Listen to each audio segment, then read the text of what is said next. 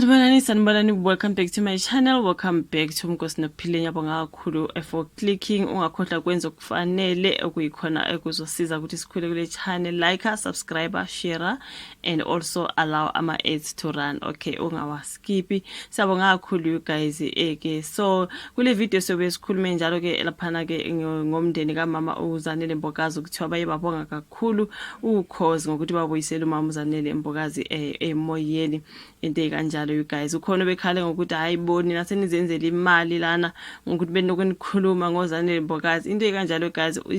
Story mangabe sikhona sibhaliwe already sigcwele yonke indawo ukuthi nathi sisigrebeke you guys sizo update abanye abantu abangakwazi ukufinyelela ukuthola amaphepha na ku TV nayo yonke into you guys, and then we update you on YouTube. So ungabe usukhala uthi hayi nenza ama video amaningi, kumele senze ama video amangaki you guys into kanjalo ngoba istory masiphumile suke siphumile. So ngiyacela ke kuleyo ndawo uMama uZanele Mbokazi you guys umama obesaziwa kakhulu and all that, and naye besebenza radio nemsakazweni ube ku entertainment industry and all that you guys. La khona uya understand musukhala ke ngokuthi ama video kaMama maningi.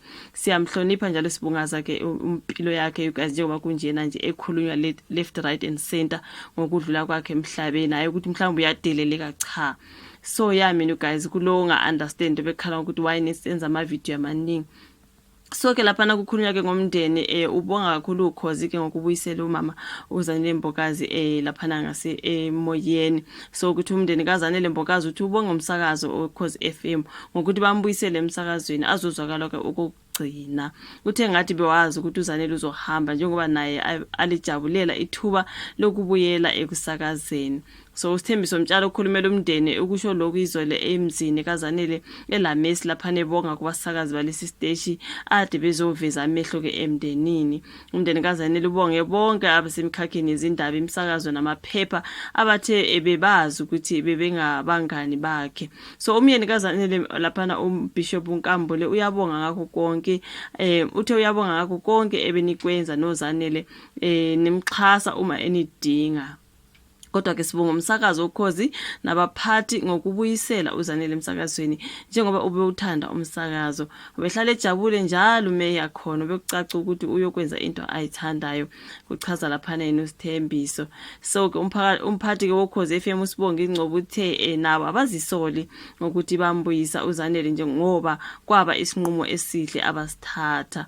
Uthe ke indlela abambuyisa ngayo naye wayengazi njengoba bamcela kwaba sengathi uzovakasha. So ke izolo ke bebesatheleka abafundisi konke namagciko ke noso politika you guys laphana ke ekhaya lika Mama uZanele. uLindelani Mkhize odume eqenjini iJoya Celebration, uDokotela Babuzweli Mkhize weANC, uLinda Bukhosini ngomphathi weThe Playhouse Company ngabanye ababonakele laphana bezobhonga emswaneni ke you guys. uLindelani uthe bashayeke emkhakheni wokholo abashayekile kakhulu lapha ke ngasemkhakheni wokholo. Uthi mina bengumngani wakhe bengihlala ngimphusha ngithi akenze konke afuna ukukwenza, ubehlala eza kimi uma kukhona ubunzima abhekene nabo. Ngakho ukuba umholi kumenze washayeka waba nemivimbo, kodwa ke bengimqhuba ngithi ngeke phela uye phambili bengimqhuba ngithi ngeke uvumele abantu baku dikibalise qhuba uye phambili kushike lapha nobaba uLindelani okaMkhize. So uDr Zweli Mkhize utheke udawukile ngokuhamba kukaZanele ngoba ke ubengumholi obesalindele okukhulu kuye. Ubuholi bukaZanele busebenze kakhulu ekuthuthukiseni where my reading isifundazwe ekuthukithiseni ke isifundazwe saKwaZulu Natal ngesikhathi iqala umcimbi wakhe wama Crown Gospel Awards. Ngangisekhona esifundazweni nokwasijabulisa kakhulu ke ukuzwa ngawo ngoba wawuthuthukisa ke amakhono emculweni wokukholo kusho lapha ubaba Mkhize. Izolo umndeni uqinisekile kwabezindaba ukuthi inkonzo yesikhumbuzo izoba khona ngoLwesine ngo1 emini ebandleni iGNF eDurban Station. Inkonzo yomngcwabo yona ke izoba seICC ngomgqibelo ngo9 ekseni bese eyofihlwa ke emathuneni aseMarian Hill. lona double cup noka mama uZanele Mbokazi. That's an update, you guys. Ungacomplain.